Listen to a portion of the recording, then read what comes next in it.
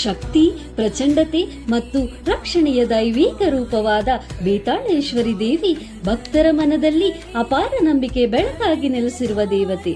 ಸುಮಾರು 500 ವರ್ಷಗಳ ಇತಿಹಾಸ ಹೊಂದಿರುವ ಈ ಪವಿತ್ರ ದೇವಾಲಯವು ಮೈಸೂರು ಬನ್ನೂರು ರಸ್ತೆಯ ಬುಗದಹಳ್ಳಿಯಲ್ಲಿ ಗ್ರಾಮ ದೇವತೆಯಾಗಿ ನೆಲೆಸಿದ್ದಾಳೆ. ದೇವಿಯ ದಿವ್ಯ ರೂಪವನ್ನು ನೋಡುವ ಒಂದು ಕ್ಷಣ ಮನಸ್ಸು ದೈವಿಕ ಸ್ಪಂದನದಿಂದ ಕಂಪಿಸುತ್ತದೆ. ದೇವಿಯ ವಿಗ್ರಹವನ್ನು ಬುಗದಹಳ್ಳಿ ಗ್ರಾಮದಲ್ಲಿ ಪ್ರತಿಷ್ಠಾಪಿಸುವ ಮುನ್ನ 1.5 ಕಿಲೋಮೀಟರ್ ದೂರದಲ್ಲಿರುವ ಕಾಡನಕಟ್ಟೆ ಎಂಬ ಸ್ಥಳದಲ್ಲಿ ಇರಿಸಿ ಪೂಜಿಸಲಾಯಿತು. ಈ ಸ್ಥಳದಲ್ಲಿ ಇಂದಿಗೂ ಭೂಮಿಯನ್ನು ಒಡೆದು ಮೂಡಿರುವ ದೇವಿಯ ಉದ್ಭವ ಮೂರ್ತಿ ಇದ್ದು, ಇಲ್ಲಿಯೂ ಕೂಡ ಪ್ರತಿನಿತ್ಯವೂ ಶ್ರದ್ಧೆಯಿಂದ ಪೂಜೆಗಳು ನಡೆಯುತ್ತಿವೆ. ಬುಧವಾರ ತಾಯಿಗೆ ಅತ್ಯಂತ ಪ್ರಿಯವಾದ ದಿನ.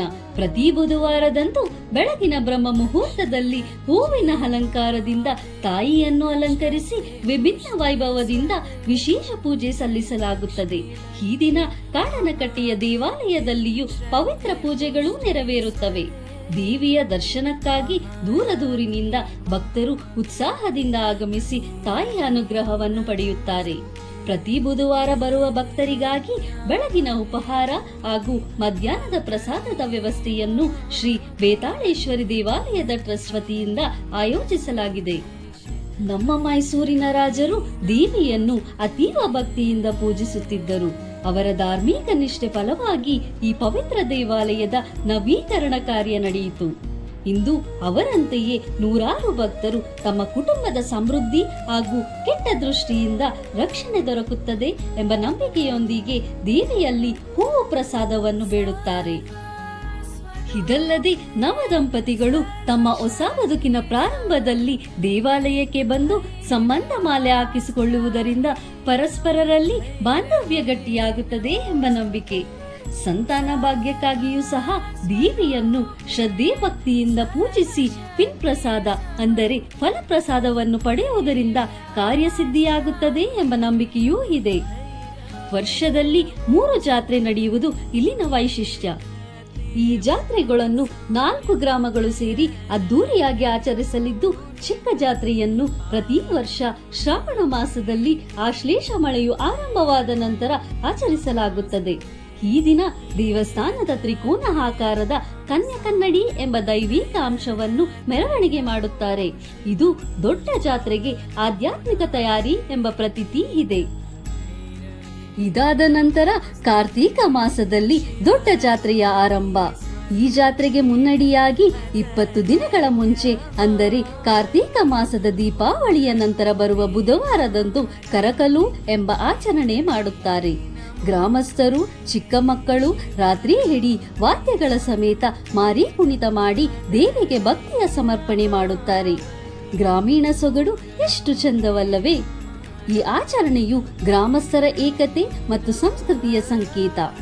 ಬೇತಾಳೇಶ್ವರಿ ದೇವಿಯ ಜಾತ್ರೆ ಭಕ್ತಿಯ ಪ್ರಬಲತೆಯನ್ನು ಪ್ರತಿಬಿಂಬಿಸುವ ಶ್ರೇಷ್ಠ ಉತ್ಸವ. ದೊಡ್ಡ ಜಾತ್ರೆಯ ದಿನದಂದು ದೇವಿಯ ಮೂಲ ವಿಗ್ರಹವನ್ನು ದೇವಿಯ ಉದ್ಭವ ಮೂರ್ತಿ ಇರುವ ಕಾಡನಕಟ್ಟೆಗೆ ರಥದ ಮೂಲಕ ಮೆರವಣಿಗೆ ಮಾಡುತ್ತಾರೆ. ಹಾಗೂ ಅಲ್ಲಿ ದೇವಿಗೆಂದೇ ಮೀಸಲಿರುವ ದೇವಿ ಕೆರೆಯಲ್ಲಿ ಅಭಿಷೇಕ ಮಾಡಿ ಆಭರಣಗಳಿಂದ ಅಲಂಕರಿಸಿ ಮತ್ತೆ ಮೂಲ ಸ್ಥಾನಕ್ಕೆ ದೇವಿಯನ್ನು ಸಾಂಪ್ರದಾಯಿಕವಾಗಿ ಮೆರವಣಿಗೆಯ ಮೂಲಕ ಆಹ್ವಾನಿಸುತ್ತಾರೆ. ಈ ವಿಶೇಷವಾದ ಜಾತ್ರೆಗೆ ಸಹಸ್ರಾರು ಜನರು ದೇವಿಯ ಆಶೀರ್ವಾದ ಪಡೆಯಲು ಆಗಮಿಸುತ್ತಾರೆ. ಮರುದಿನ ಬೆಳಗಿನ ಜಾವ 3 ಗಂಟೆಗೆ ಬಾಯಿ ಬೀಗವೆಂಬ ಆಚರಣೆಯೂ ಇದೆ. ಭಕ್ತರು ತಮ್ಮ ಅಭಿಲಾಷೆಯಂತೆ ಬಾಯಿ ಬೀಗವನ್ನು ಹಾಕಿಸಿಕೊಂಡು ಹರಕೆಯ ಪೂರ್ಣತೆಯನ್ನು ದೇವಿಗೆ ಅರ್ಪಿಸುತ್ತಾರೆ. ಇದಲ್ಲದೆ ಅಂದು ಅನಾರೋಗ್ಯದ ಸಮಸ್ಯೆ ಇರುವವರಿಗೆ ಓಕಳಿ ಹಾಕುತ್ತಾರೆ. ಅಂದರೆ ದೇವಸ್ಥಾನದ ಮುಂಭಾಗದಲ್ಲಿರುವ ಓಕಳಿ ಕಟ್ಟೆಯಲ್ಲಿ ನೀರು ತುಂಬಿಸಿ ದೇವಿಗೆ ಪ್ರಾರ್ಥನೆ ಮಾಡಿ ಆ ತೀರ್ಥವನ್ನು ಅರ್ಚಕರು ಬಿದಿರು ಕೊಟ್ಟೆಯಿಂದ ಹಾಕುತ್ತಾರೆ. ಇದರಿಂದ ಸಮಸ್ಯೆಗಳ ಪರಿಹಾರವಾಗುತ್ತದೆ ಎಂಬ ನಂಬಿಕೆಯೂ ಇದೆ. 1 ವಾರದ ಬಳಿಕ ದೇವಿಗೆ ಮರುಪೂಜೆ ಅಥವಾ ಮರುಜಾತ್ರೆಯೂ ನಡೆಯುತ್ತದೆ.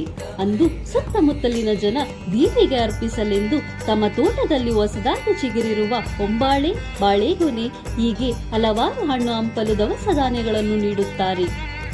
ಬೇತಾಳೇಶ್ವರಿ ದೇವಿಗೆ ವರ್ಷದಲ್ಲಿ 2 ಬಾರಿ ಮಾತ್ರ ಅಭಿಷೇಕ ನಡೆಯುತ್ತದೆ. ಯುಗಾದಿಗೆ ಮುಂಚೆ ಬರುವ ಅಮಾವಾಸ್ಯೆಯಂದು ಹಾಗೂ ದೊಡ್ಡ ಜಾತ್ರೆಯ ದಿನದಂದು. ಭಕ್ತರು ತಮ್ಮ ಇಷ್ಟಾರ್ಥ ಸಿದ್ಧಿಗಾಗಿ ದೇವಿಯಲ್ಲಿ ಹರಕೆ ಕಟ್ಟಿ ಸತತ 5 ಬುಧವಾರಗಳಂದು ದೇವಿಯ ದರ್ಶನ ಪಡೆದು ಪ್ರಾರ್ಥಿಸಿದರೆ ತಮ್ಮ ಇಷ್ಟಾರ್ಥಗಳು ನೆರವೇರುತ್ತದೆ ಎಂಬ ನಂಬಿಕೆ ಇದೆ. ಈ ವರ್ಷ ಆಗಸ್ಟ್ 13ರಂದು ಚಿಕ್ಕ ಜಾತ್ರೆ ಆಚರಿಸಲಾಗಿದ್ದು, ದೊಡ್ಡ ಜಾತ್ರೆಯನ್ನು ನವೆಂಬರ್ 18ರಂದು ಆಚರಿಸಲಾಗುತ್ತದೆ.